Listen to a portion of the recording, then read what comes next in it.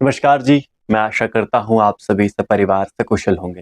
मेरा नाम है विक्रम सिंह ठाकुर और जैसा कि हम सब जानते हैं कि आज हनुमान जी की जयंती है। तो ऐसे में सबसे पहले मैं आप सभी को हनुमान जी की जयंती की ढेरों शुभकामनाएँ देता हूँ। हनुमान जी की जयंती है और ऐसे में अगर हनुमान जी का गुणगान ना किया जाए, उनके बारे में आपको नहीं बताया जाए तो ऐसा कैसे हो सकता है? तो चलिए एक छोटी-सी कहानी हनुमान जी के बारे में। हालाँकि ये भी कहा जाता है कि हरि अनंत हरि कथा अनंत। भगवान जैसे भगवान अनंत है, जैसे भगवान का कोई अंत नहीं है, वैसे ही उनकी कथाओं का, वैसे ही उनके किस्सों और कहानियों का कोई अंत नहीं। इस छोटी-सी कहानी के माध्यम से मैं आपको हनुमान जी के बल की, शक्ति का और कैसे हर समय वो अपने भक्त की रक्षा के लिए तैयार होते हैं, ये बताना चाहता हूँ। तो बात तब की है जब गोस्वामी तुलसीदास जी एक बार किसी वन से गुजर रहे थे और एक महिला आती है और उनकी शरणागत हो जाती है, उनके चरणों में पड़ जाती है। ऐसे में गोस्वामी तुलसीदास जी जो बहुत ही हृदय के नरम दिल हैं और मतलब एकदम से इमोशनल हो जाते हैं और उन्होंने उस स्त्री से कहा कि सौभाग्यवती भव।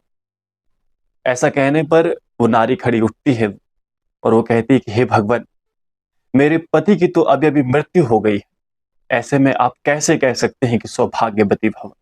मतलब आप ऐसा कैसे कह सकते हैं कि मैं अपने पति के साथ सुखमय जीवन व्यतीत करूँगी, क्योंकि मेरे पति की तो मृत्यु हो गई है।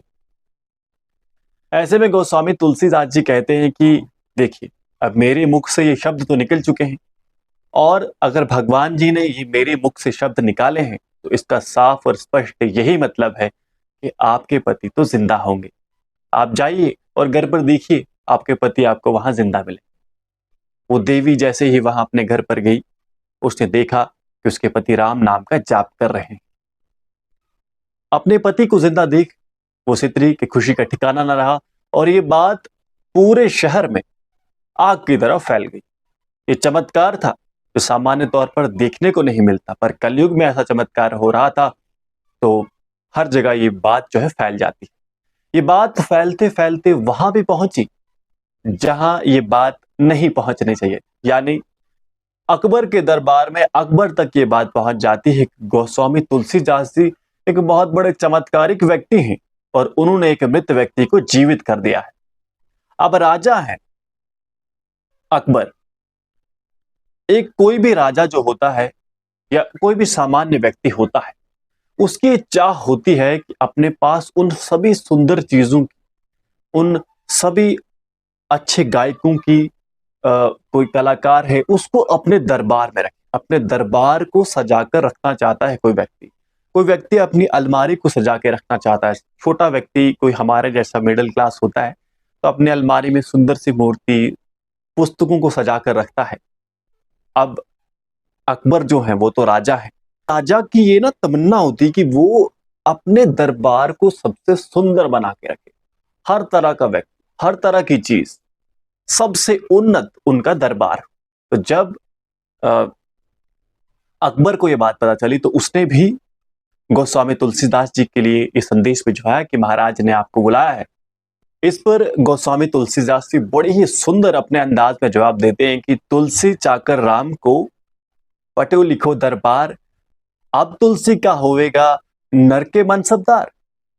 मनसबदार एक पद होता है और अकबर ने तुलसी जी को ये ऑफर किया था, पर तुलसीदास जी इसे ठुकराते हुए ये कहते हैं कि तुलसीदास जी जो है वो तो भगवान राम के सेवक है, उनके चाकर है। और क्या अब तुलसीदास जी नर के मनसबदार होंगे, यानी भगवान का सेवक होना बड़ा है या किसी किसी मनुष्य का सेवक होना बड़ा है? ऐसा जवाब ऐसा जवाब तुलसीदास जी देते हैं। इससे नाखुश होकर अकबर तुलसीदास जी को अपने सैनिकों को भेजते हैं और उसे कहते हैं कि पकड़ कर लाइए, जंजीरों में उसे बांध कर लाइए। जैसे ही उसे दरबार में लाया जाता है तो सबसे पहले अकबर कहते हैं कि भैया हमने तो तुम्हारे बड़े चमत्कार देख रखे हैं, हमें भी कोई चमत्कार दिखाइए। तो तुलसीदास जी, क्योंकि कोई भी जो भक्त होता है वो चमत्कार दिखाने वाला नहीं होता है, ना ही चमत्कार करते हैं। सामान्य तौर पर ऐसा ही होता है कि चमत्कार की कहीं जब आवश्यकता होती है तब आप करते हैं, भगवान करते हैं, आप नहीं करते हैं, भगवान वो चमत्कार करते हैं। ऐसे में तुलसीदास जी ने साफ मना कर दिया कि नहीं भैया, हम कोई ऐसा चमत्कार नहीं जानते, हम तो भगवान के सेवक हैं, वही चमत्कार करते हैं और नाम हमारा हो जाता है। इस पर क्रोधित होकर अकबर कहते हैं कि इसे जेल में डाल दीजिए, इसे इसकी सजा दीजिए, इसे दिखाइए कि ये किससे बात कर रहे हैं, किसकी नाफरमानी कर रहे हैं। तुलसीदास जी को जेल में डाल दिया जाता है और उसके बाद तुलसीदास जी हनुमान चालीसा का वहां पढ़ते हैं, उसे गढ़ते हैं हनुमान चालीसा को।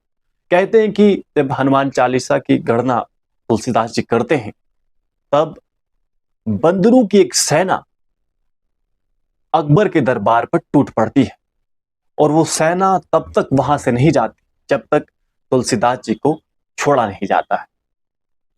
इसके बाद तुलसीदास जी को छोड़ दिया जाता है और वो वापस अपने स्थान पर चले जाते हैं।